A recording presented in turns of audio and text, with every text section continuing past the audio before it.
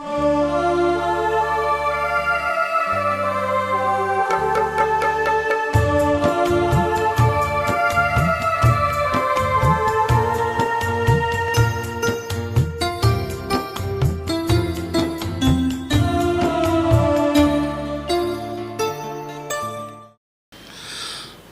शांति।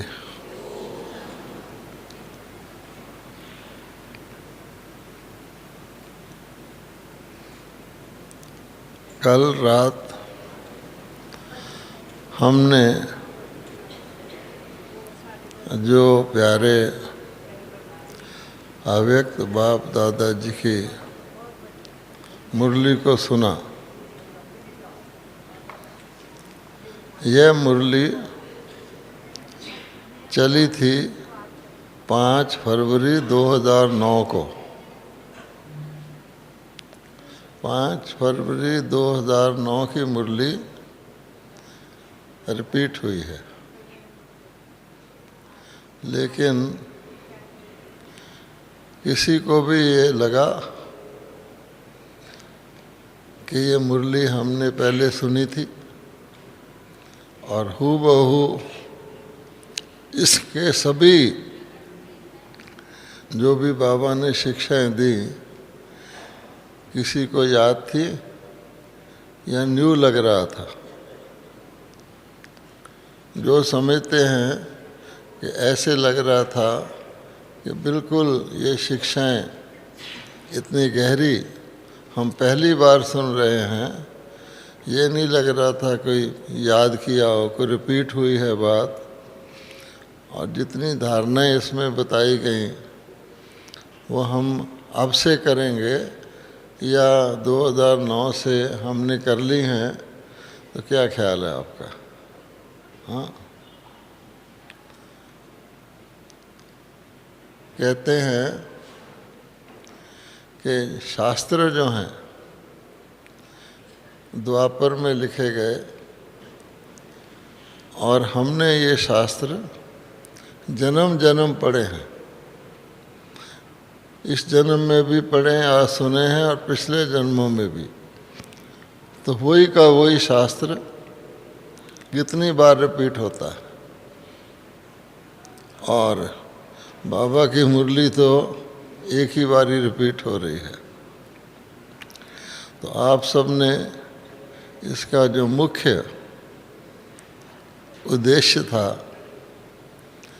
कि वर्तमान समय हम सबको फरिश्ता बनना है और तभी हम देवता बन सकते हैं, उसी के बारे में ये मुरली थी। इसको अब हम मनन करते हैं, चिंतन करते हैं। ये सभी भाई बहन जो बैठे हैं, आप सब गुजरात के हैं या गुजरात के अलावा भी कोई हैं? जो गुजरात वाले हैं ज़रा हाथ उठाइए। वाह, ये तो पूरा ही गुजरात है। तो गुजरात वालों की विशेषताएं जो बाबा ने भी अपनी मुरलियों में कई बार कही हैं और हर एक के अनुभव की भी हैं, वो विशेषताएं हम आपको सुना रहे हैं। आप सुनते जाना और हर विशेषता पर, अपनी विशेषता पर आपको क्या करना होगा? ताली बजानी होगी। ठीक है, पहले ही बजा दो आप। हाँ, देखिए, ये विशेषताएं सिर्फ गुजरात की हैं। बाबा भी जब मुरली चलाते हैं तो जो जोन आता है उसकी जो विशेष बातें होती हैं वो बताते हैं। तो आप गुजरात के किसी भी घर में चले जाएं तो आपको झूला मिलेगा झूला। और सारे इंडिया में कोई शौक़ से झूला लगा लेता होगा, लेकिन गुजरात में झूला ज़रूर होता है। तो यह है विशेषता क्योंकि झूले का अर्थ क्या है? अभी नहीं ताली बजाओ पूरे झूले की। झूले का अर्थ क्या है? कि कोई खुशी वाला ही झूला झूल सकता है ना। और उसमें बैठ कर के परिवार के लोग झूला झूलते हैं, अर्थात झूलते तो हैं, जो झूले लाल है उसको याद करते हैं। अभी तो भक्ति हो गई, लेकिन परमात्मा की गोद में बैठकर जो झूला हम झूल रहे हैं संगम पर, उसका यादगार, जैसे गंगा ज्ञान गंगाओं का यादगार है, तो झूला बाबा की गोद में झूलने का यादगार है। तो केवल और केवल गुजरात में ही पाया जाता है, इसलिए ताली बजा दो।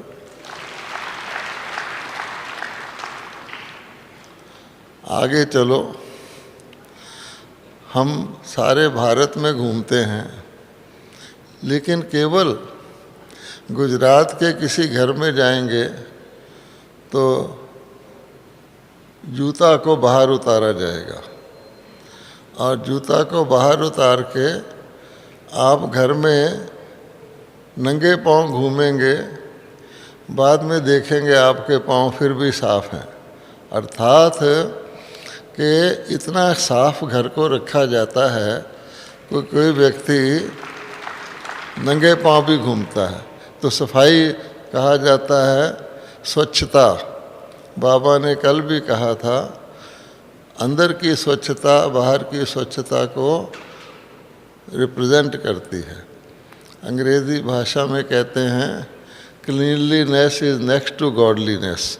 तो ये भी खूबी हमने गुजरात में देखी है, इसके लिए भी आपको ताली बजानी पड़ेगी। और आगे चलो, तो जो गरबा डांस होता है, गरबा नृत्य, वो भी गुजरात का ही प्रसिद्ध है। और थोड़ा रुक जाओ, जब मैं पूरा उसकी परिभाषा कर लूँ फिर बजाना। अब गरबा नृत्य जो है ये किस चीज़ की यादगार है? आप देखेंगे जब शुरू करते हैं गरबा नृत्य तो शरीर का, आयु का, किसी चीज़ का ख्याल नहीं रहता, अशरीरी हो जाते हैं। चाहे कोई बूढ़ा भी होगा, चाहे कोई मोटा भी होगा, लेकिन गरबा नृत्य में इतनी खुशी से यानी अशरीरी बन जाते हैं। तो इसलिए ये भी गुजरात की खास विशेषता है। अभी नहीं, थोड़ा रुको। गरबा नृत्य और भी बहुत बातों को बताता है। वो ये है कि रास मिलाना, यानी आप देखते हैं कि नृत्य में क्या होता है कि एक दूसरे की जैसे कर रहा है बाकी सब करते हैं। तो रास मिलाना अर्थात राशि मिलाना, अर्थात संस्कारों को मिलाना। तो उसका यादगार रास मिलाने के रूप में बताया जाता है। और फिर सर्कल के रूप में, तो ये सर्कल किस चीज़ की निशानी है? आपको पता है कि सबसे बड़ी जो रास गिनी जाती है श्रेष्ठ, वो पूर्णमासी के दिन गिनी जाती है। और उसकी भावार्थ क्या है कि जैसे रात को दिन कर देते हैं, क्योंकि चंद्रमा की रोशनी होती है, और फिर जगे हुए दीपक, बाकी सब अंधकार में हैं, और ये चैतन्य आत्माएं रास कर रही हैं। और सर्कल जो है सृष्टि चक्र को रिप्रेजेंट करता है कि माया बाहर, चक्र का संगठन है, उसके अंदर तो माया आ ही नहीं सकती। तो सृष्टि चक्र के रूप में यानी हम रास करते हुए अपना सारा सुदर्शन चक्र घुमाते हैं, चक्कर घुमाते रहते हैं, घुमाते रहते हैं। तो हाथ में हाथ भी पकड़ते हैं ताकि किले की निशानी है। तो कितनी शानदार ये जो गरबा रास है, और इसमें जो राशि मिलाना है, संस्कार मिलाने का प्रतीक है, ये यहाँ का ही प्रसिद्ध है। इसलिए आप जोरदार ताली बजाओ।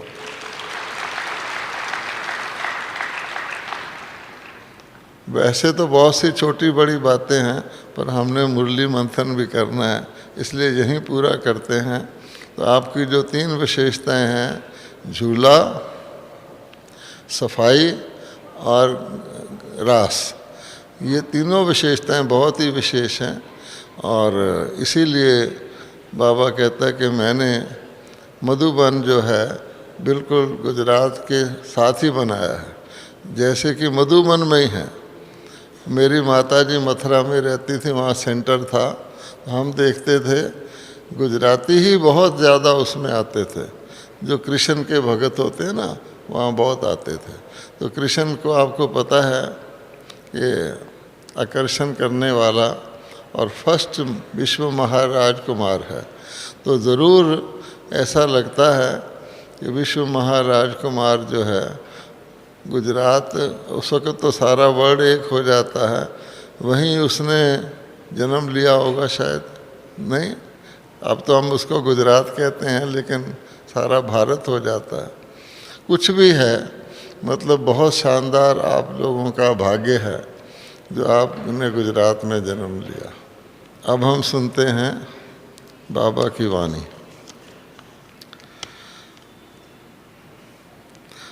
तो मुरली का शीर्षक है सेवा करते डबल लाइट स्थिति द्वारा फरिश्तेपन की अवस्था में रहो, अशरीरी बनने का अभ्यास करो। ये दो बातें हैं, एक तो फरिश्तेपन का अवस्था में रहो, लौकिक में अलौकिक में रहते हुए, और अशरीरी बनने का अभ्यास करो। अब आप देखिए फरिश्ता, फरिश्ता जो होता है कहाँ रहता है? फरिश्ता रहता है सूक्ष्म लोक में। और सूक्ष्म लोक में क्या हो सकता और क्या नहीं हो सकता? बाबा कहा करते थे, जब बाबा साकार में थे, तो जो भी आत्माएं उनको मिलने आती थीं, तो बाबा कहते थे, कभी तो गवर्नमेंट के लोग मिलने आ जाते थे, तो बाबा को मजबूरी से उनको मिलना पड़ता था। और कभी भिखारी लोग भी आ जाते थे, यानी वो समझते थे कि हमारे विकार छुपे हुए हैं, और आकर के बाबा से टोली भी लेते थे। तो कई माताएं बाकी पहनने की कोशिश करती थीं। तो उस वक़्त बाबा कहते थे कि एक दिन ऐसा आएगा जब बाबा को कोई छू भी नहीं सकेगा, और कोई भिखारी या कोई सरकारी या कोई भी व्यक्ति बाबा के समीप नहीं आएगा। तो हम सोचते थे कैसा दिन होगा। उस वक़्त तो पता नहीं था ना बाबा व्यक्त होगा। हम सोचते थे शायद मना किया जाएगा कि कोई भी भिखारी ना बाबा को पास आए। भिखारी तो छुप के आते हैं। अब हमने देखा कि बाबा फरिश्ता बन गए। अब फरिश्ता बनने से कोई भी इस संसार का, साकार लोक का कोई भी व्यक्ति बाबा से मिल नहीं सकता।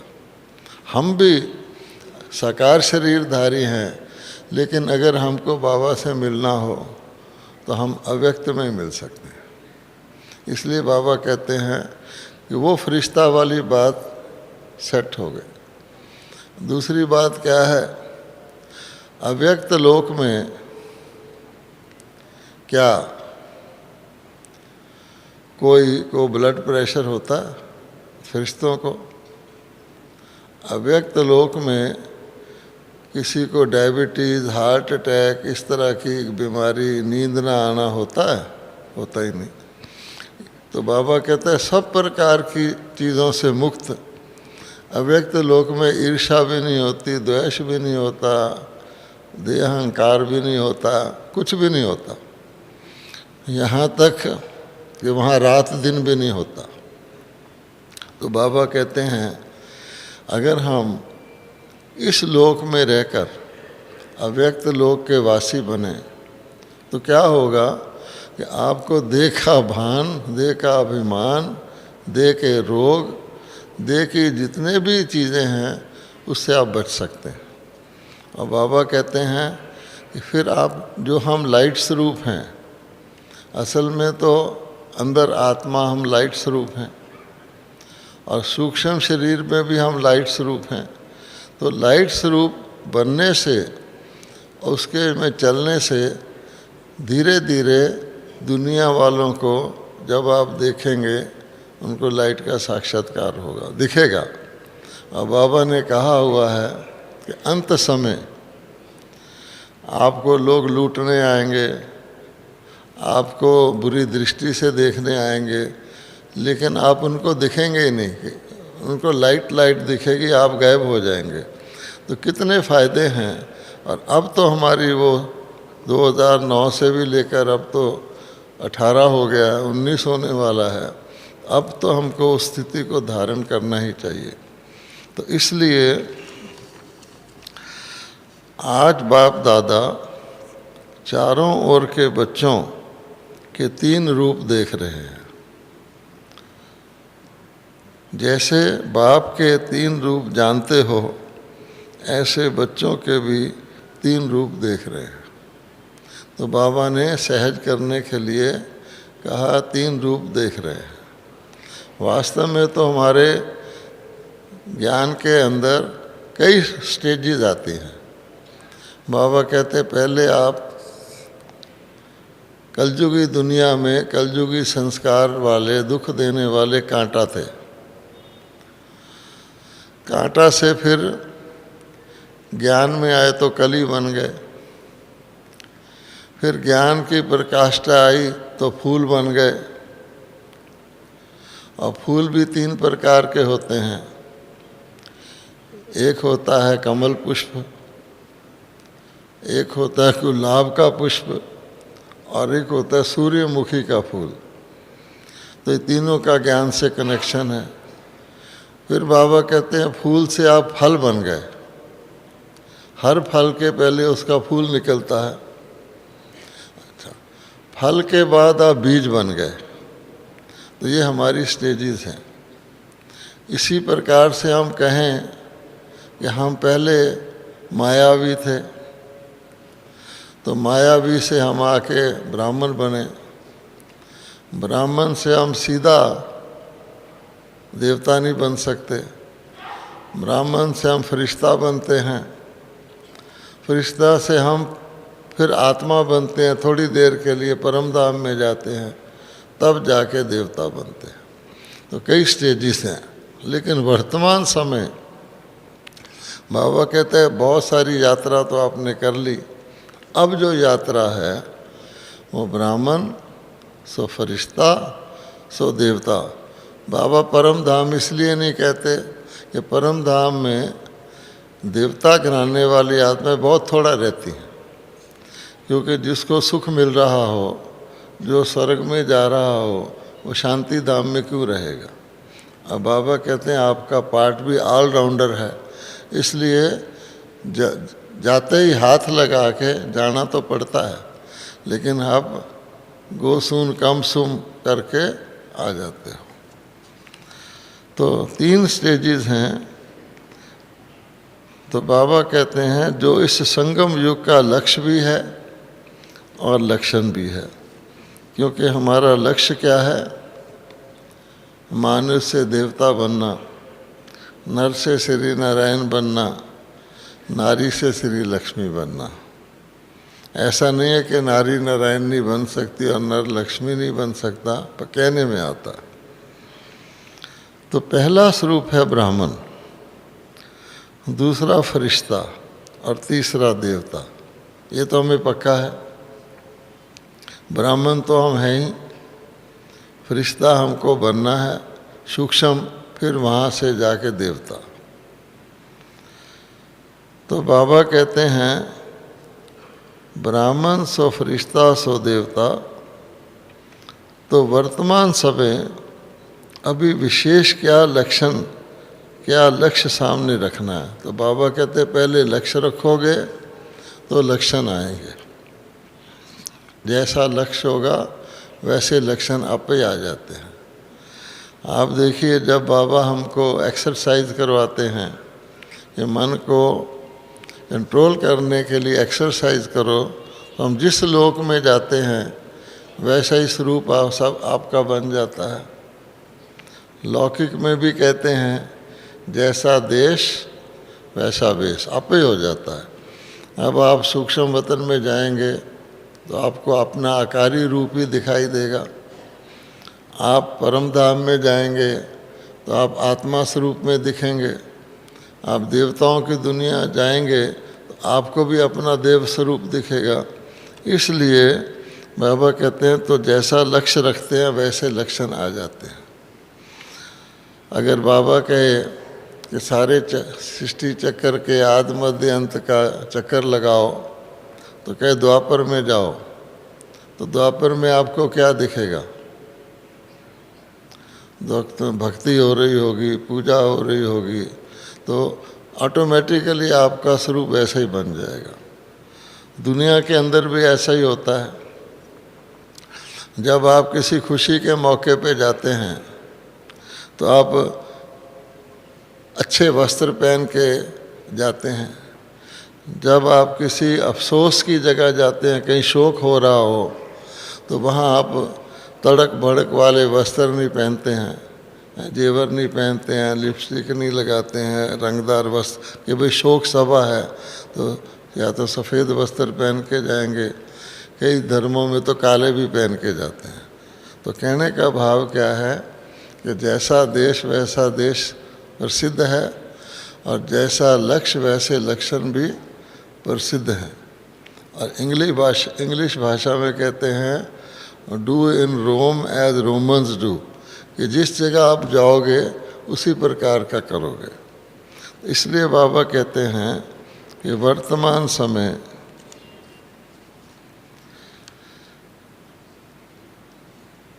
क्या लक्ष्य सामने रहता है, क्योंकि फरिश्ता बनने के बिना देवता बन नहीं सकते।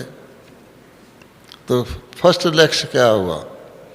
जैसे बस स्टॉप होता है, मान लो किसी के वाया जाना पड़ता है। जैसे बाबा कहता था कि ब्रह्मा किसी शिव बाबा को लेटर लिखना हो तो वाया ब्रह्मा बाबा लिखना पड़ेगा। इसी प्रकार से कई जगह आपको मान लो लंदन जाना है तो वाया अहमदाबाद एयरपोर्ट के जाना पड़ेगा। तो इसी प्रकार से बाबा कहते हैं कि फरिश्ता बने बगैर देवता नहीं बन सकते। तो पहला बस स्टॉप क्या हुआ हमारा? अब फरिश्ता, ठीक है ना। इसलिए बाबा कहते हैं ब्राह्मण से फरिश्ता हमारा लक्ष्य है। अच्छा, तो बाबा कहते हैं वर्तमान समय और स्वयं के पुरुषार्थ प्रमाण, एक तो समय के प्रमाण और एक पुरुषार्थ के प्रमाण, सभी का लक्ष्य यही है फरिश्ता। क्योंकि समय भी व्यक्ति को बताता है कौन सा युग है, मुझे कौन सा कर्म करना है। तो समय भी फरिश्ता बनने का है, कुछ समय के बाद तो फरिश्ता ही बनना होगा। और लक्ष्य भी हमारा यही है, पुरुषार्थ भी यही है। तो संगम युग का संपन्न स्वरूप फरिश्ता सो देवता बनना है। फाइनल स्टेज क्या है? संगम युग पर ही हमें फरिश्ता बन के देवताओं के गुण भी धारण करके जाना है ना। तो इसलिए संगम युग का एक तो वर्तमान स्वरूप है और एक संपन्न स्वरूप है, वो है फरिश्ता सो देवता बनना। अब बाबा कहते हैं फरिश्ते की परिभाषा भी जानते हो। हर एक को ज्ञान है, क्योंकि जिस कोर्स को कोई उठाता है उस कोर्स की नॉलेज तो होती है ना। किसी को डॉक्टर बनना है, अभी बना नहीं, पर ये तो पता है कि डॉक्टरी का कोर्स कर रहा हूँ। इसलिए बाबा कहते हैं फरिश्ते स्वरूप की परिभाषा को भी जानते हो। अब सुनिए, फरिश्ता अर्थात पुरानी दुनिया के, क्योंकि फरिश्ता इस दुनिया में नहीं होता, पुरानी दुनिया में तो होता ही नहीं, कलयुग में तो बिल्कुल भी नहीं होता, और संगम पर होता है लक्ष्य। लेकिन संगम पर मिक्स संस्कार होते हैं। भले बाबा ने हमें कलयुग से अलग करके संगम युग में ले आए हैं, लेकिन संगम युग में मिक्स संस्कार होते हैं। हम पुरानी दुनिया को छोड़ रहे हैं और नई दुनिया की तरफ जा रहे हैं, इस पार से उस पार जा रहे हैं। इसलिए बाबा कहते हैं फरिश्ता अर्थात पुरानी दुनिया के संबंध, संस्कार, संकल्प, यानी पुरानी दुनिया में हम है तो सही ना, तोड़ निभाना है। इसलिए बाबा कह रहे हैं पुरानी दुनिया के संबंध दूसरों के साथ, संस्कार अपने और संकल्प जो संस्कार के आधार पर उठते हैं, इनसे हल्का हो। तो बाबा ने फरिश्ता की डेफिनेशन क्या बताई? हल्का। कि इन सब चीज़ों में भारी ना हो, क्योंकि फरिश्ता का अर्थ ही होता है बोझ नहीं होता जिसके ऊपर, शरीर का भी बोझ नहीं होता, तो हल्का हो। पुराने संस्कार सब में हल्के हों, यानी पुराने संस्कार के अनुसार हम ये नहीं कहें कि भाई इससे तो मैं बात नहीं कर सकता, आप ही इसको कह दो। तो भारी संस्कार है ना कि मैं किसी से बात करना चाहता हूँ, कोई ऐसे संस्कार वाला आ जाए, इसका तो भाई मैं सामना नहीं कर सकता, पता नहीं क्या हो जाए, इसलिए क्रोध हो जाए, लड़ाई हो जाए। तो बाबा कहते हैं भारी संस्कार है। अब बाबा ने ये तो कह दिया कि संबंध, संस्कार और संकल्प में हल्का हो। अब आगे बाबा क्या कह रहे हैं कि सिर्फ अपने संस्कार, स्वभाव, संसार में हल्कापन नहीं, लेकिन फरिश्ता अर्थात सर्व के संबंध में आते, सर्व के स्वभाव संस्कार में भी हल्कापन हो। कि मैं अपने स्थिति में हल्का हूँ वो बात नहीं है, अन्य के साथ भी जब आप आते हैं संबंध संपर्क में, तो आपके संस्कारों में हल्कापन हो। इस हल्केपन की निशानी क्या है? अब बाबा कहते हैं कि मैंने बता दिया डेफिनेशन, अब निशानी क्या है कि आप हल्के हैं।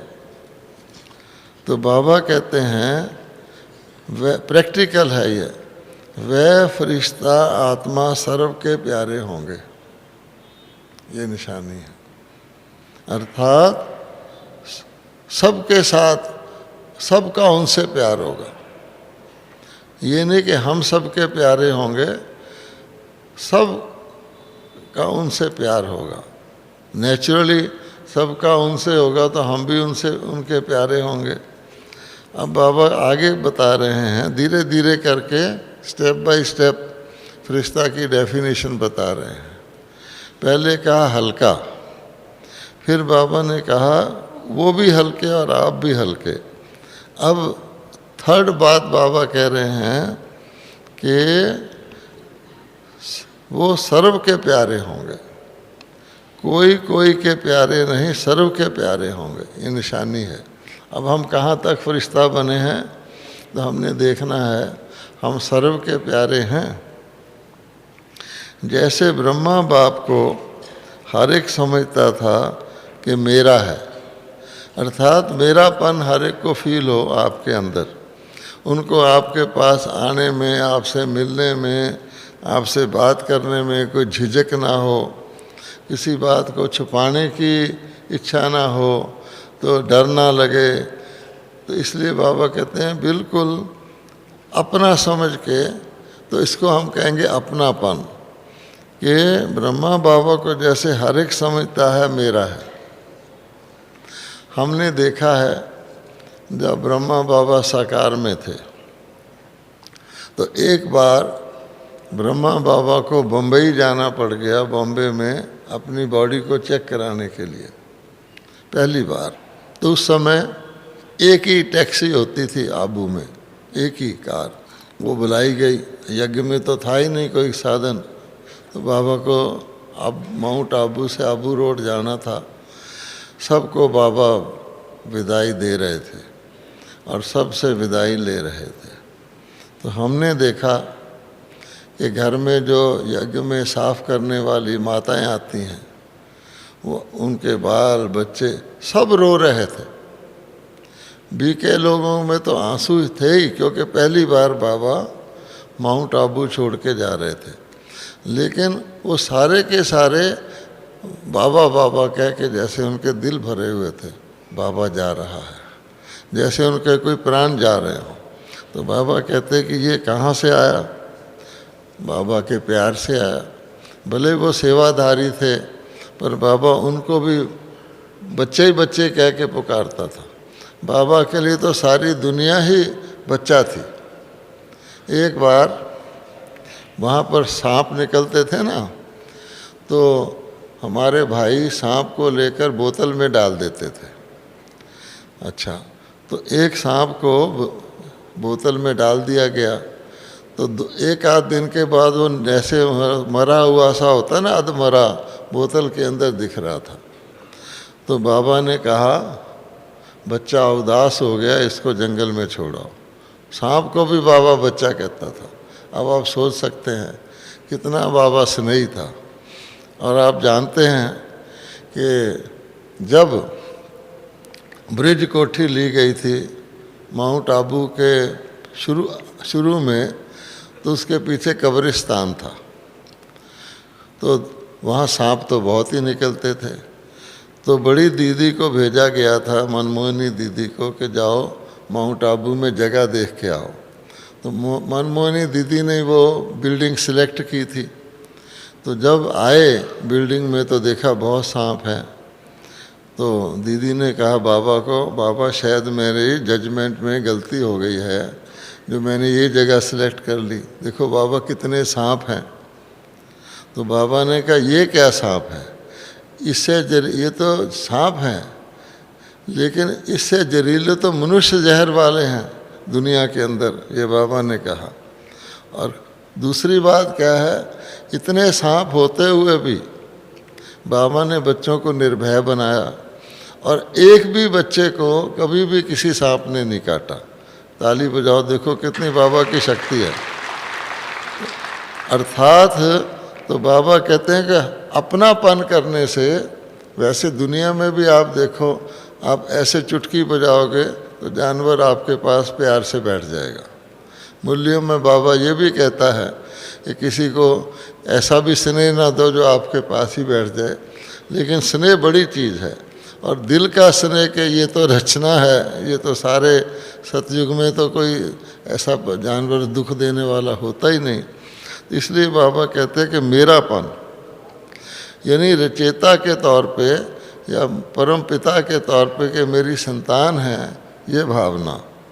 तो बाबा कहते हैं, मेरा बाबा कहते थे, ऐसे फरिश्ता अर्थात सर्व का प्रिय, क्योंकि फरिश्ते को से किसी को शत्रुता या दुश्मनी बैर तो हो ही नहीं सकता। फरिश्ते को क्या दिखाते हैं? फरिश्तों को हमेशा दिखाएंगे ब्लेसिंग देने वाला। फरिश्ता जाएगा और कुछ ना कुछ दूसरे को शांति संतोष दे के आएगा। जितनी कहानियाँ हैं उसमें फरिश्ते को ब्लेसिंग देने वाला और भूत को दुख देने वाला दिखाते हैं। दोनों ही शरीरधारी नहीं होते, लेकिन फरिश्ता एक तो सदा ब्लेसिंग देगा, दूसरे ज़्यादा देर टिकता नहीं है। वो फरिश्ता ने अपना काम किया, आगे फरिश्ता किसी जगह पर ठहरता नहीं है। जबकि भूत जो होता है, भूत जब आ जाता पूछ के नहीं आता वो कि मे आई कम इन सर, मैं अंदर आ जाऊँ आपके, नहीं। लेकिन भूत फिर निकलता नहीं है, वो वहीं बैठ जाता है और पोजेस करके बैठ जाता है। आपको पता है भूत को निकालने के लिए कि मारा जाता है, पीटा जाता है, मिर्चें सुगाई जाती हैं। तो ये फ़र्क होता है। तो कई लोग ये भी समझते हम तो अव्यक्त हो गए, लेकिन किस रूप में हुए? तो भूत उस लोक में नहीं जा सकते, फरिश्ताओं के लोक में भूत नहीं जा सकते। ये भूत यहाँ भूत हो सकते हैं। इसलिए बाबा कहते हैं कि सर्व का प्रिय है। कई बच्चे सोचते हैं कि ब्रह्मा बाबा तो ब्रह्मा ही था, लेकिन आप सब ने यानी ब्रह्मा बाबा में तो शिव बाबा आते थे, उनके पास तो स्पेशल शक्ति थी। बहुत सारों को ये नहीं पता है कि ब्रह्मा बाबा के अंदर शिव बाबा आते थे। इसका ये अर्थ नहीं है कि ब्रह्मा बाबा को विशेष पावर्स थी। बाबा कहते थे मैं लैंड लॉर्ड हूँ, अर्थात मैंने अपना रथ परमात्मा को दिया हुआ है, उसका कुछ ना कुछ मुझे अच्छा किराया तो मिलेगा। लेकिन ये नहीं है कि ब्रह्मा बाबा के विक्रम इस कारण से विनाश हो जाएं, ब्रह्मा बाबा को याद ना करना पड़े। आपने कई मुरलियाँ सुनी होंगी कि बाबा कहते हैं कि मैं याद करते करते भूल जाता हूँ। इतना ध्यान रखते थे, रात को याद करता हूँ, निंद्रा जीत। तो पुरुषार्थ तो ब्रह्मा बाबा को भी करना पड़ा, फिर भी कहने में आ जाता है कि ब्रह्मा बाबा तो ब्रह्मा ही थे ना। तो बाबा कहते हैं अच्छा उसका एग्जाम्पल नहीं लो, आत्माओं में देखा आपने कि आपकी सबकी प्यारी दादी, जिनके फ़ोटो लगे हुए हैं ना पीछे, दादी जी के 2 फोटो बहुत अच्छे लगे हुए हैं यहाँ। कैसे हम सबको उनकी नज़र में आज भी आप देखेंगे कितना प्यार है, और उनकी आँखें इतनी वाइट हैं, इतनी सुंदर हैं कि जो भी आत्मा प्योर होती जाती है उसकी आंखें सफ़ेद होती जाती हैं, और जो विकारी बनती जाती है उसकी आँखों वाइटनेस उसकी घटती जाती है। तो बाबा कहते हैं आपकी प्यारी दादी, जिसको सभी प्यार से अनुभव करते रहे कि ये मेरी दादी है। हमारी दादी में बहुत खूबियाँ, गुप्त खूबियाँ थी। मेरी दादी है, दादी से किसी को भी मिलने के लिए अपॉइंटमेंट नहीं लेनी पड़ती थी कि दादी जी से मैं टाइम लूँ फिर जाऊँ, नहीं, खुली छुट्टी है। दादी नहाने जा रही है तब भी कोई आ जाएगा मिलने, हाँ। तो ऐसी दादी सर्व तरफ स्वभाव, संस्कार और इस पुराने संसार में रहते हुए, आप सोचो दादी इसी दुनिया में रहती थी और यज्ञ के अंदर भी भांत भांत के काठी इकट्ठी की हुई थी, और दादी ने यज्ञ को कितना वर्षों तक चलाया है। ब्रह्मा बाबा तो 1969 में व्यक्त हो गए, उसके बाद दादी ने कितना चलाया है। और दादी मेरे ख्याल में दुनिया में जितने वीआईपी हैं उसमें सबसे ज़्यादा अगर कोई मिला हो तो दादी मिली है। आज तक कोई ऐसा व्यक्ति नहीं हुआ, चाहे अमेरिका का राष्ट्रपति हो या भारत का कोई हो, जो इतने लोगों से मिला हो। और ना सिर्फ राजनेताओं से बल्कि धर्म नेताओं से, हर प्रकार के लोगों से, छोटे बड़े से। तो इतने व्यवहार करते हुए भी न्यारी और प्यारी रही। तो सब हक से कहते थे हमारी दादी। तो कारण क्या, अब बाबा पता है, बाबा एग्जाम्पल क्यों दे रहा है कि बाबा कहते हैं कारण ये था, ये नोट करने की बात है कि स्वयं स्वभाव और संस्कार में हल्के थे। अपना हल्कापन, अपना फरिश्तापन ही दादी को सबका प्यारा बनाता था। न्यारी है लेकिन प्यारी है। अच्छा, तो एग्जाम्पल रहा ना।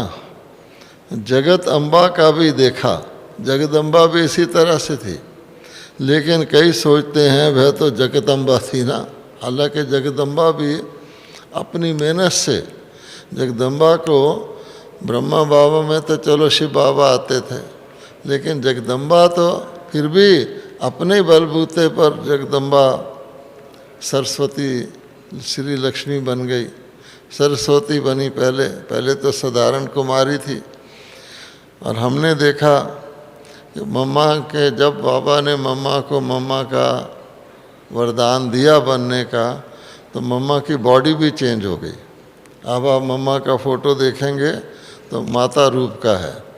और हमने तो ये भी देखा है कि मम्मा को, मम्मा की माता लौकिक, वो भी मम्मा कहती थी। वो संदेशी होती थी उस समय यज्ञ की, उसका नाम था रोचा माता। और बाबा भी मम्मा को मम्मा ही कह के बुलाते थे।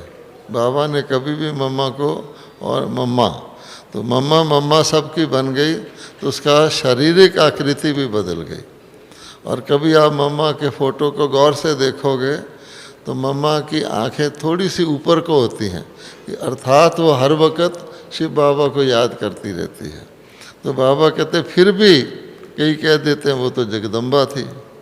लेकिन दादी आप ब्राह्मण परिवार जैसी साथी थी, दादी सबकी साथी थी ना। दादी ने कभी नहीं कहा कि उसको विशेष पावर थी, अपने हल्केपन से और स्वभाव से बनी, नम्रता का स्वभाव, हर बात में हल्का। उस हमने देखा दादी से कोई भी कोई बात कर दे, दादी उसको ऐसे पानी में जैसे लकीर होती है ऐसा होता था। एक बार मेरे साथ भी ऐसा हुआ कि हम लोग इंद्रप्रस्थ एक है ऊपर, आपने देखा होगा, इंद्रप्रस्थ बिल्डिंग में एक कमरे में हम 2 भाई रह रहे थे। तो कुछ संख्या बढ़ी तो मुझे किसी ने आके कह दिया कि दादी जी आपके कमरे में एक और भाई डाल रही हैं। कह दिया अच्छा। अब उसमें 3 बेड पड़ जाएं तो आपको उठने का भी जगह नहीं मिलेगी, बाथरूम में जाने की भी। तो मैंने सोचा 3 भाई डाल दिए हैं, 3 भाई कैसे आएंगे। किसी ने कह दिया, मैंने सुन लिया। जैसे कहते हैं ना दूसरे की बात सुनना। शाम को रात को दादी जी हमारे कमरे में आई। दादी जी वैसे भी चक्कर लगाती थी, क्योंकि मुझे किसी ने कह दिया था कि दादी जी आपके कमरे में तीसरा डालने वाली हैं। तो मैंने, दादी जी तो वैसे ही आई, तो मैंने कहा दादी जी आप देखो ना इसमें जगह कहाँ है, इसमें तो एक बेड और डल जाएगा तो उठ भी नहीं सकेंगे। तो दादी ने मुस्करा के चली गई। ना उन्होंने मुझे कहा किसी को डालना है, वो इस काम के लिए आई भी नहीं थी, वैसे ही आई थी। पर क्योंकि मेरे मन में किसी ने डाल दिया था, मैंने बोल दिया।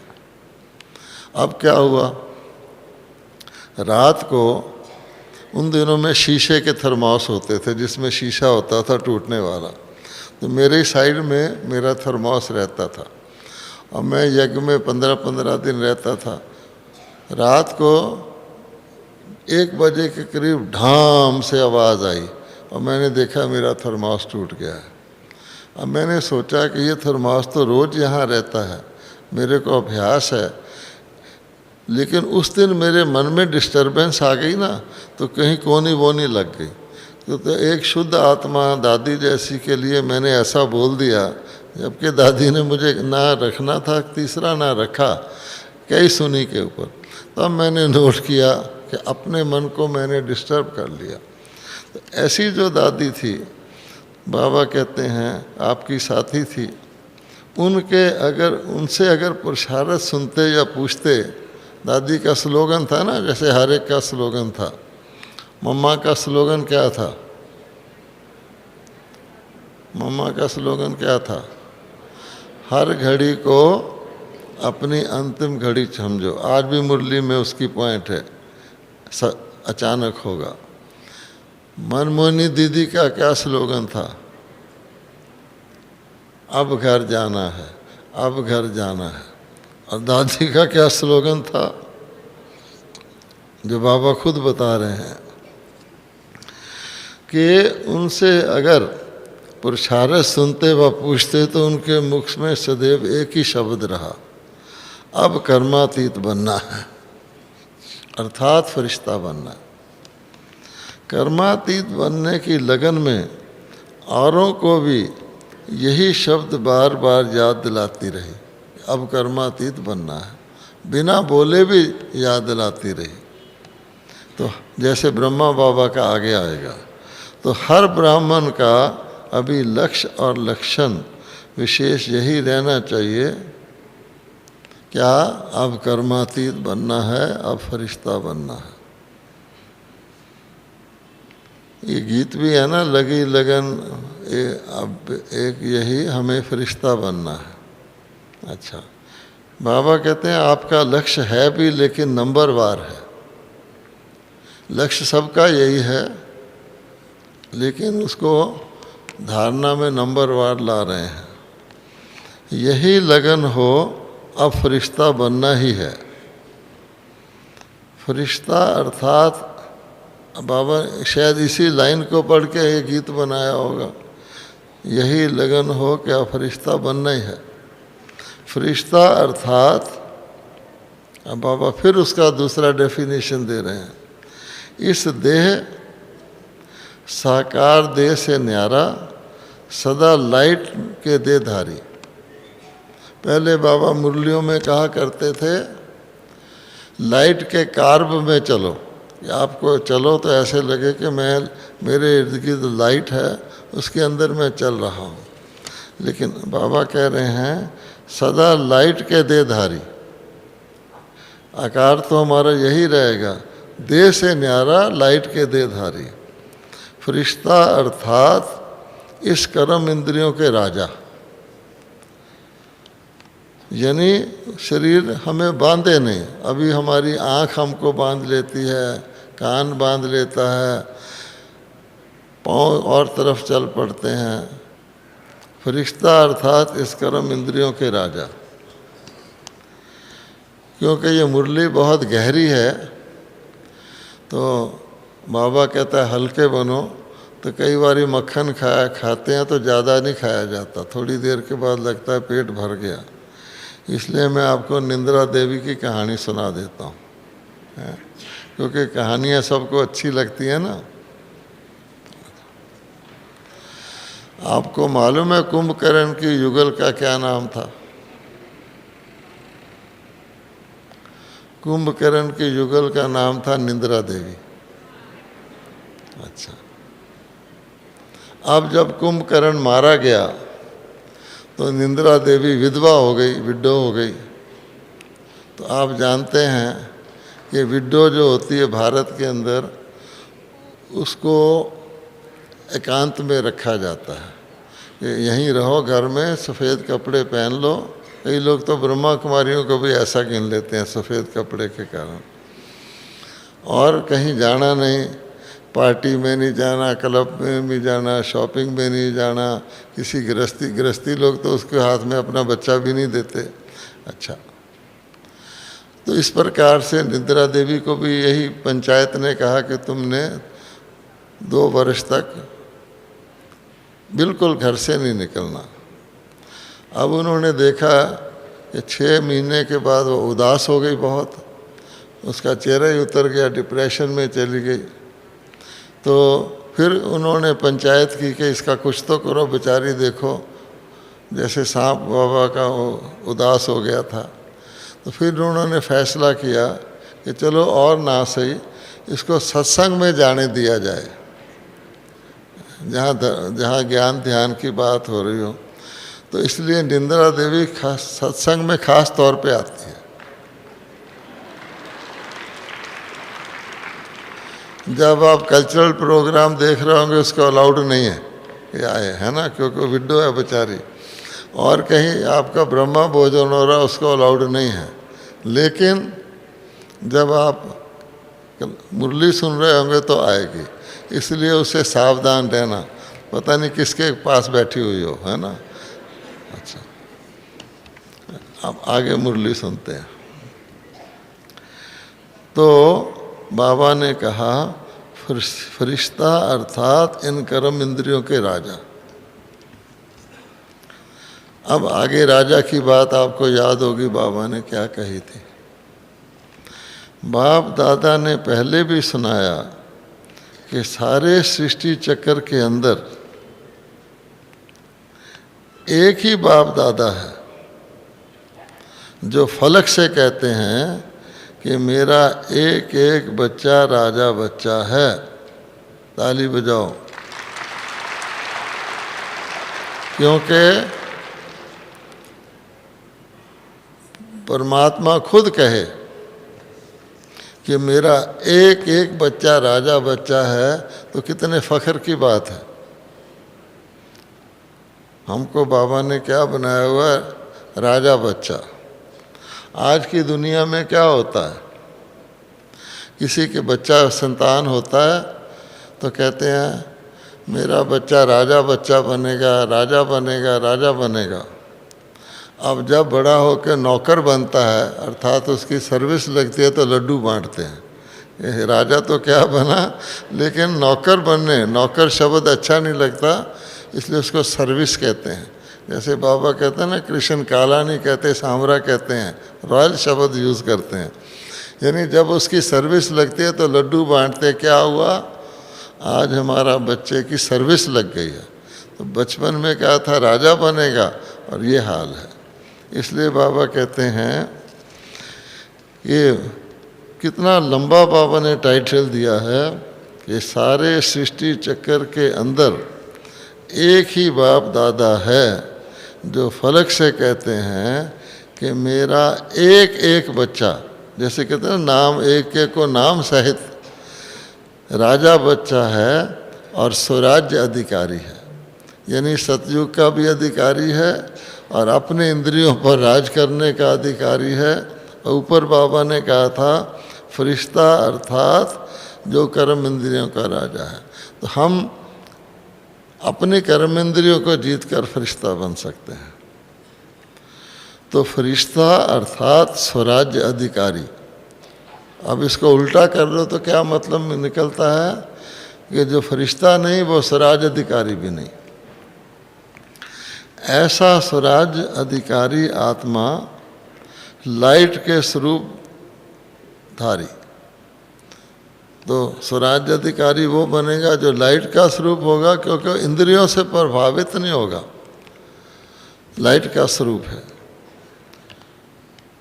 तो बाबा कहते हैं कोई भी ऐसे लाइट के डबल हल्केपन की स्थिति में स्थित होके, अब बाबा हमारी पावर बता रहा है, कोई भी अगर ऐसे लाइट के डबल हल्केपन की स्थिति में स्थित होके अगर कोई को भी मिलते हैं तो उनके मस्तक में आत्मा ज्योति का भान चलते फिरते भी दिखाई देगा। जब हम लाइट स्वरूप होके रहेंगे तो किसी से मिलेंगे, उसको भी फीलिंग आएगी, जैसे हमें ब्रह्मा बाबा से आती थी। अभी ये तीव्र पुरुषार्थ का लक्ष्य और लक्षण सदा इमर्ज रखो। जैसे ब्रह्मा बाप में देखा कि अगर कोई भी मिलता, दृष्टि लेता, तो बात करते करते क्या दिखाई देता।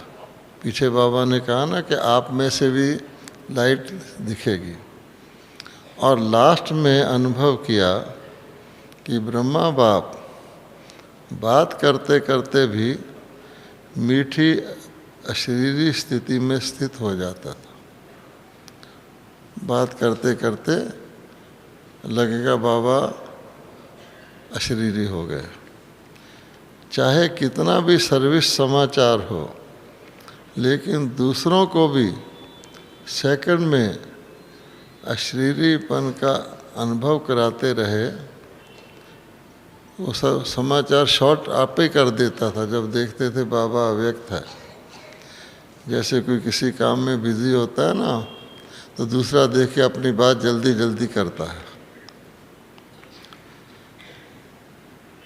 फिर बाबा कहते हैं, और किसी भी मुरली में चेक कर लो, क्योंकि ये मुरलियाँ सारी निराकार नहीं सुनाते, ब्रह्मा बाबा भी साथ सुनाते थे ना, उसमें कोई भी लौकिक रेफरेंस हो मुरली में, ब्रह्मा बाप भी सुनाते थे।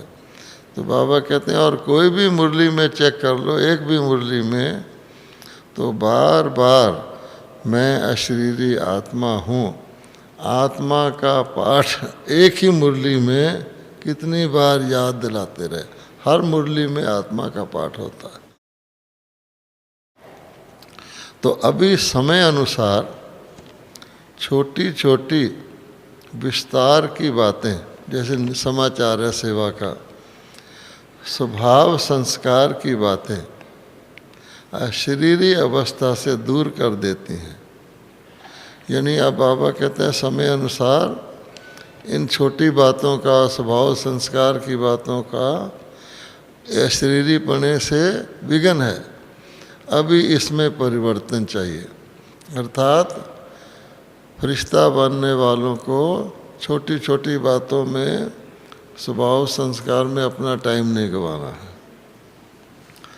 बाप दादा ने देखा सेवा में रिजल्ट अच्छी हो रही है, सेवा के लिए मेजॉरिटी को उमंग उत्साह है, प्लान भी बनाते रहते हैं।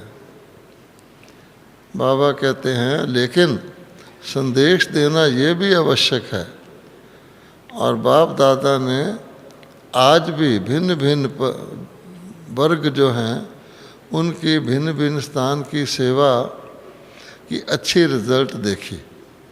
तो बाबा ने सेवा का उस दिन चार्ट चेक किया था, सबका, वर्गों का, स्थानों का, अच्छा रिजल्ट था। लेकिन सेवा के साथ साथ अशरीरीपन का वायुमंडल क्या करेगा, मेहनत कम और प्रभाव ज़्यादा डालता है।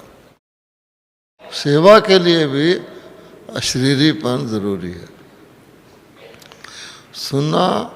सुना हुआ अच्छा तो लगता है जो दुनिया में हमारा ज्ञान सुनते हैं, लेकिन वायुमंडल से अशरीरीपन की दृष्टि से अनुभव करते हैं और अनुभव भूलता नहीं है। बात भूल जाएगी और बातें सुनेंगे तो बात दब जाएगी, लेकिन वायुमंडल अगर पावरफुल है और उसका प्रभाव पड़ता है, आपकी अशरीरीपन की दृष्टि किसी को मिल जाती है तो अनुभव हो जाता है उसको। तो फरिश्तेपन की धुन अभी सेवा में विशेष एडिशन करो, फरिश्ता रूप धारण करके सेवा करो। कोई ना कोई, अब कैसे करो, तो बाबा कहते हैं भाषण करते हुए कोई ना कोई शांति का, सुख का, खुशी का, आत्मिक प्रेम का अनुभव कराओ। जैसे दादी जानकी जी ने कल बाद में बोला, तो थोड़े से बोल में हर एक को खुशी का अनुभव हो गया, शरीरीपन का अनुभव हो गया, ऐसा भाषण करो। चलन में प्यार, प्रेम और जो खातिरी करते हो संबंध से, परिवार से, वह तो अनुभव सब करके जाते हैं। क्या जब भी हम सेवा करते हैं, भोजन कराते हैं, मिलते हैं, जुलते हैं, वो अनुभव तो करके जाते हैं। और वहाँ जाके कहते भी हैं कि स्वर्ग देखना हो तो ब्रह्मा कुमारी में देखो, प्रेम देखना हो तो ये अनुभव है, तभी तो बोलते हैं ना।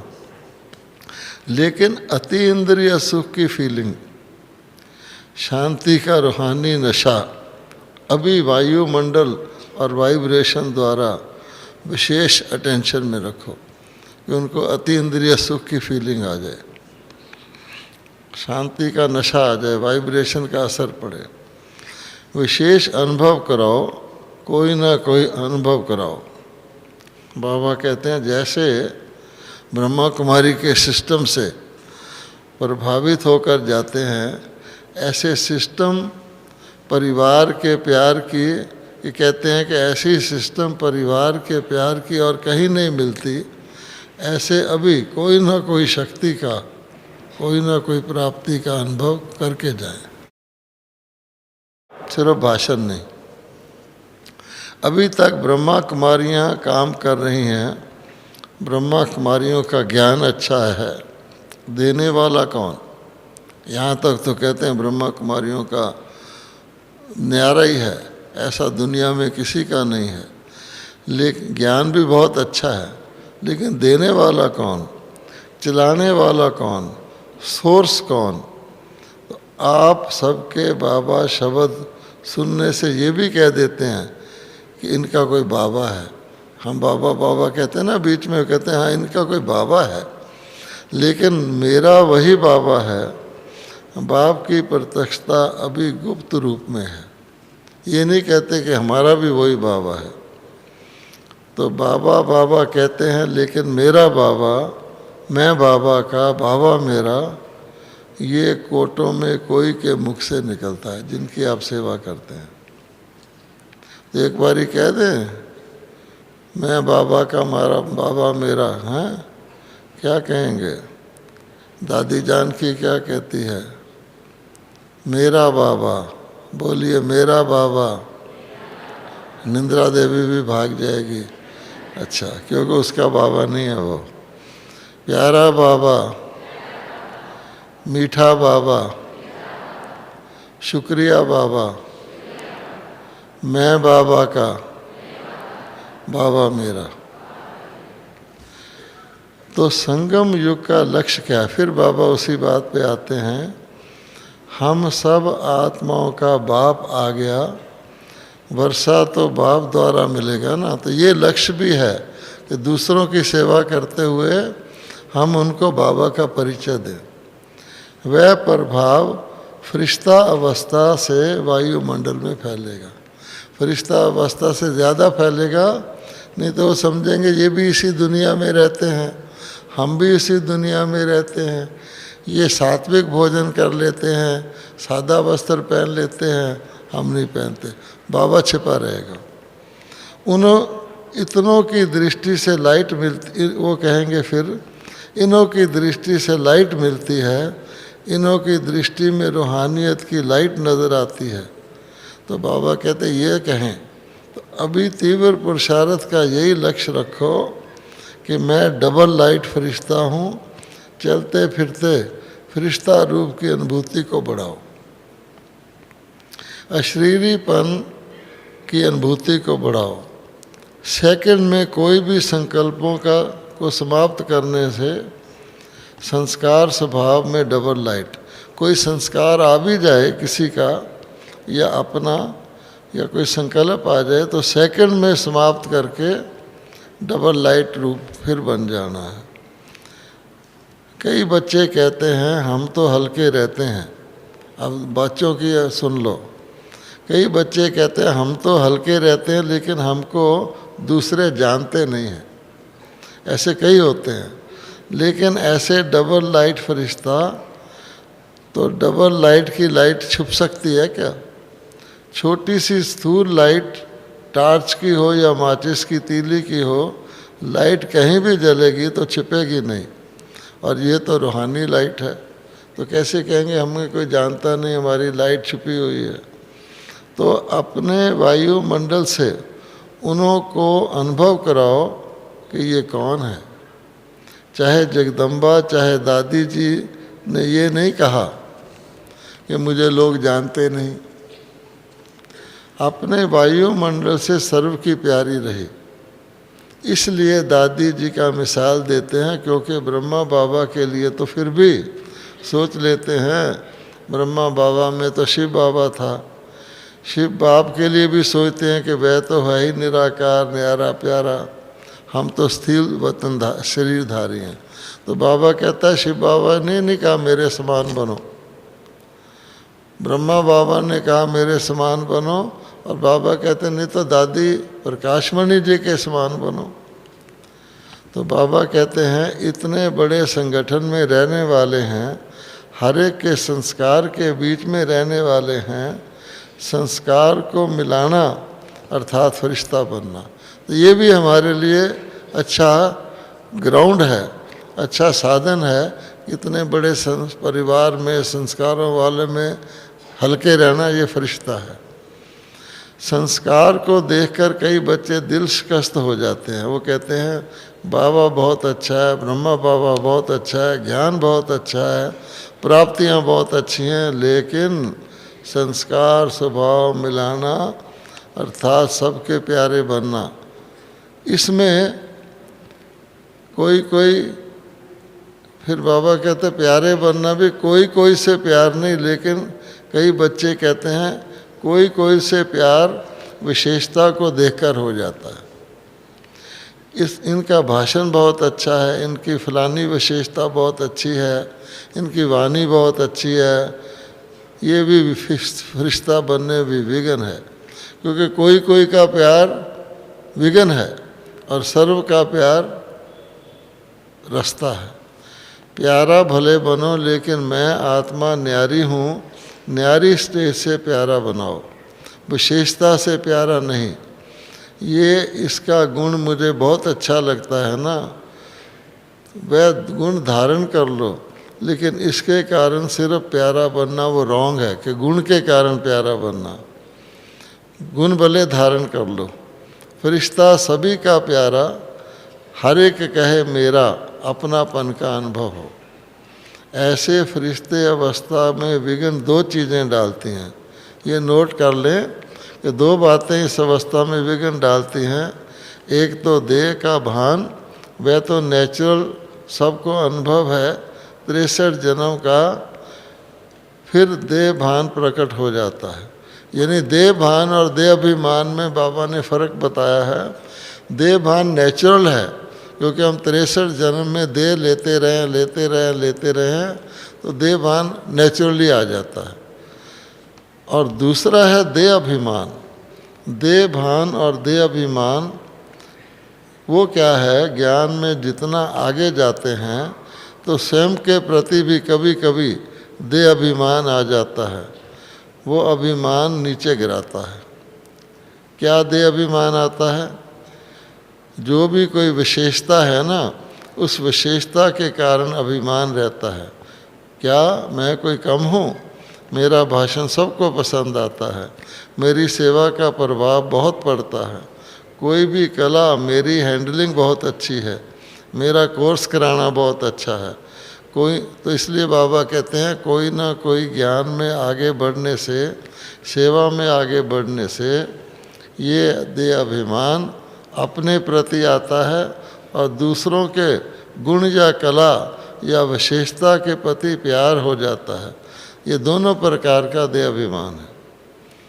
लेकिन याद कौन आएगा? दोनों प्रकार के देह अभिमान में क्या याद आएगा?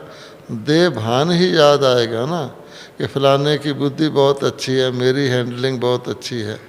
यानी फलाने की बुद्धि वो भी देह अभिमान, मेरी हैंडलिंग वो भी देह अभिमान। अपने देह की और दूसरे के देह का अभिमान। ये अभिमान सेवा व पुरुषार्थ में आगे बढ़ने वालों को अभिमान के रूप में आता है। तो ये भी चेक करना है। और अभिमान वाले को अभिमान है, उसको चेक करने का साधन क्या है? अब बाबा कहते हैं मुझे अभिमान है, कैसे पता लगे? अभिमान वाले को ज़रा भी कोई ने अपमान किया, उसके विचार का या उसकी राय का या उसकी कला का या उसकी हैंडलिंग का अपमान किया, तो उसको बहुत जल्दी अपमान महसूस होगा। ऐसे नहीं लगेगा, सहन शक्ति नहीं होगी। अरे मुझे ऐसे कह दिया, तो बाबा कहते हैं सहन शक्ति नहीं होगी। और अपमान महसूस हुआ तो उसकी दूसरी सूक्ष्म निशानी क्या है? एक तो हो गया उसको फील होगा, दूसरे को कैसे पता लगेगा? उसमें क्रोध का अंश पैदा हो जाता है, रोब। तो जो किसी भी कला के कारण रोब रखता है वो अभिमान है, वह फरिश्ता बनने नहीं देता। तो वर्तमान समय के हिसाब से बाप दादा फिर भी इशारा दे रहे हैं, अपना संगम युग का लास्ट स्वरूप फरिश्ता अब जीवन में प्रत्यक्ष करो, साकार में लाओ। फरिश्ता बनने से अशरीरी बनना भी बहुत सहज हो जाएगा। फरिश्ता यहाँ बनेंगे तो सेकंड में अशरीरी बन सकते हैं। अपनी चेकिंग करो कि अपनी विशेषता या और किसी की विशेषता के सूक्ष्म रूप से भी लगाव या अभिमान तो नहीं, हर एक को देखना है। या तो किसी की विशेषता भगवान भूल गया, वो याद आ गया, या अपना विशेषता। कई बच्चों की अवस्था छोटी सी बात में भी होगी ना तो नीचे ऊपर हो जाती, छोटी छोटी बात में। दिल खुश चेहरा खुश, उसकी बजाय चिंता वाला चेहरा या चिंतन वाला चेहरा या चिंता वाला चेहरा हो जाता है। और चलते चलते फिर दिल शिकस्त भी हो जाते हैं, डल हो जाते हैं। तो दिल खुश की बजाय दिल शिकस्त हो जाते हैं। तो समझा अब अपने संगम युग की लास्ट स्टेज फरिश्तेपन के संस्कार को इमर्ज करो। बाबा बार बार कह रहा है, जैसे ब्रह्मा बाप को देखा, फॉलो फादर करना है ना।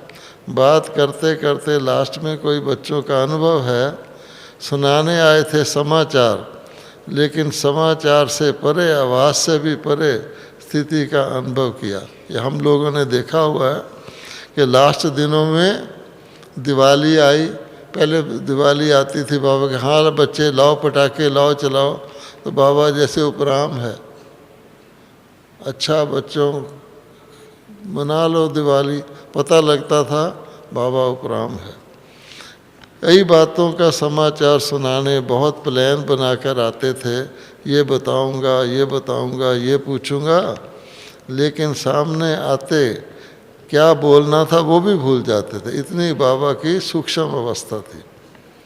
तो ये है फरिश्ता अवस्था। तो आज का क्या पाठ पक्का किया, मैं कौन, फरिश्ता। बाबा ने 8वीं 9वीं बार कहा है मैं कौन।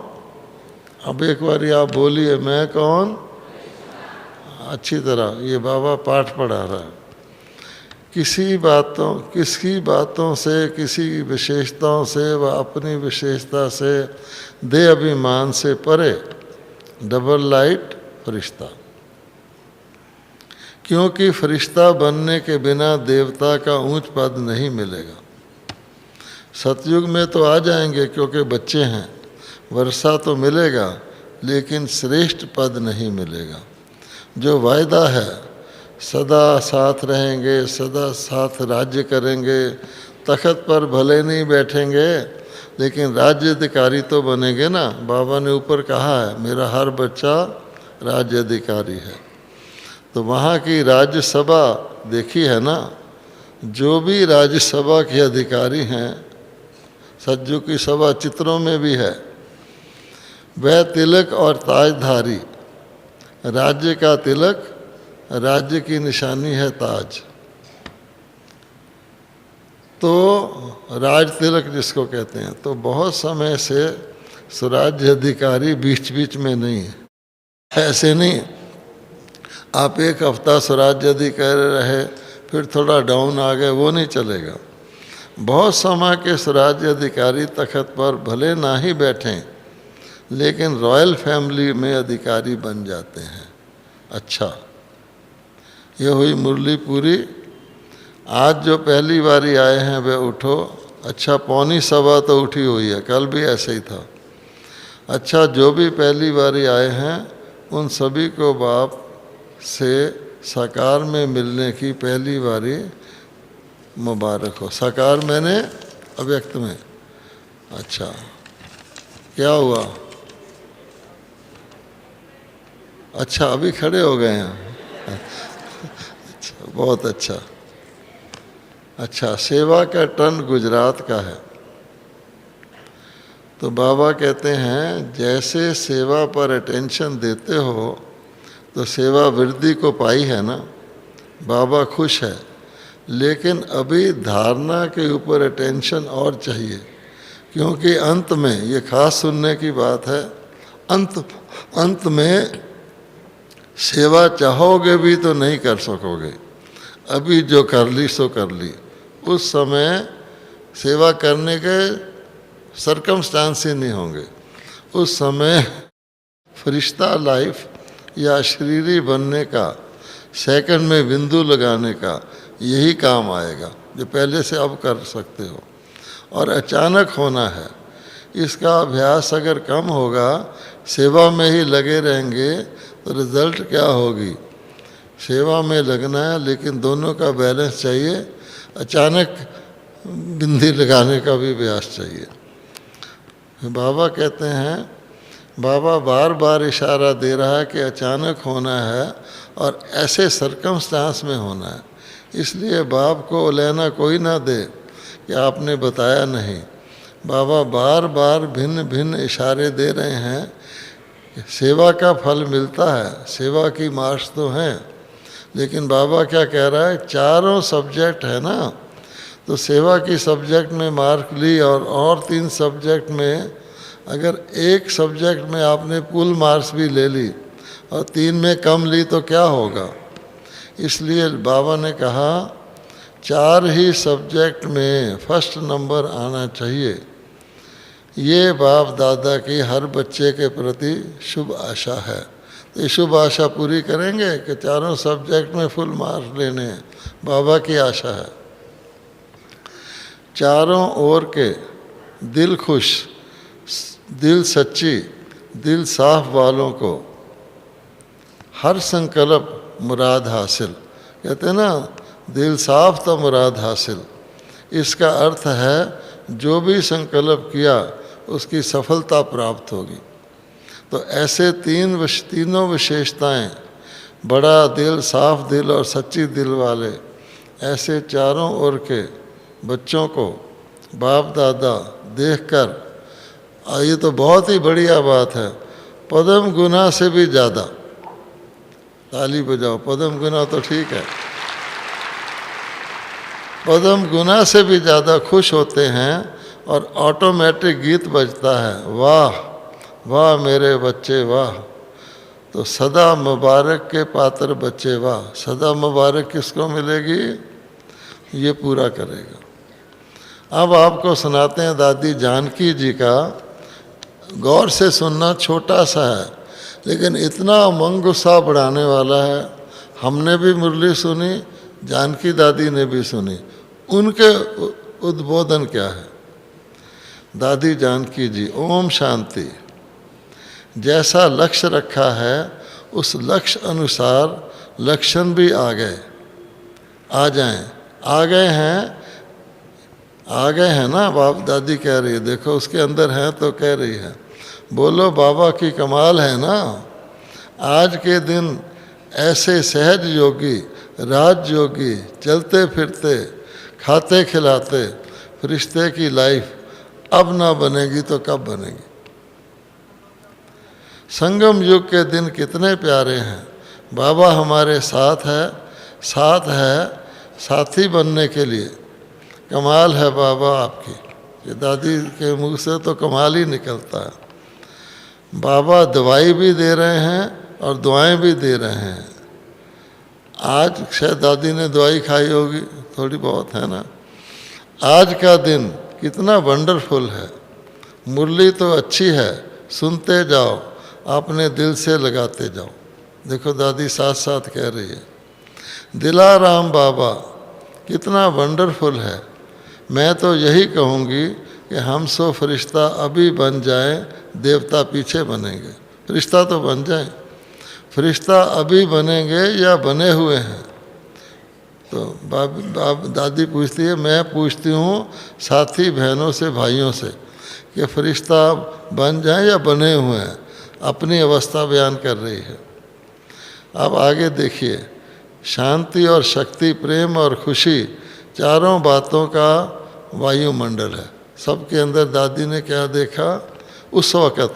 शांति, शक्ति, प्रेम, खुशी। शब्द क्या बोलूं बाबा, हम खुश हैं, राजी हैं। खुश राजी की महफिल है, बाबा को कह रही है। खुश राजी हैं सभी, नाराज़ कोई नहीं है, ना होता है ना होने देता है।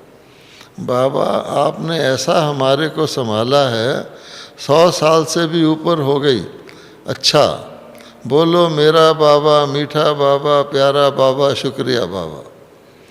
बाबा कहेंगे मेरी बच्ची, हम कहेंगे मेरा बाबा, बाबा कहेगा मेरी बच्ची।